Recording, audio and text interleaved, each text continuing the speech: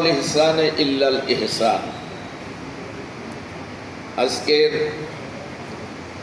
একটি সুন্দর এই সমাবেশ, এই সুন্দর সমাবেশের আয়োজক Sohel Rana tours and travels.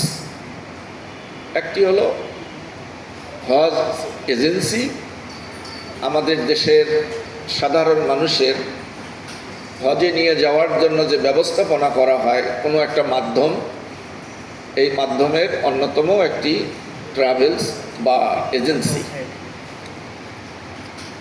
তো আমি এখানে আসতে পেরে আমি নিজেকে ধন্য মনে করতেছি এবং আল্লাহর শুকরিয়া আদায় করছি।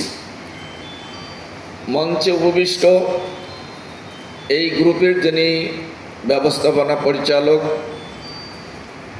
এবং তার সফর সঙ্গীগণ এবং এই আয়োজনে আগত অতিথিবৃন্দ, হাজী সাহেবগণ,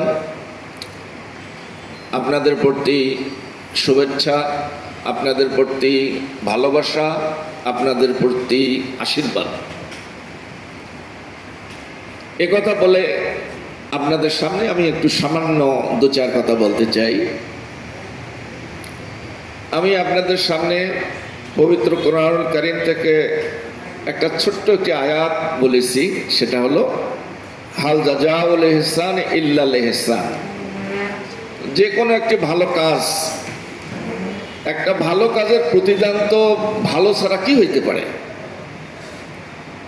উত্তম কাজের প্রতিদান উত্তমই হইতে পারে। কাজেই একটা ভালো কাজের জন্য প্রত্যক্ষ পরোক্ষ যে কোনোভাবে যদি সহযোগিতা করা যায়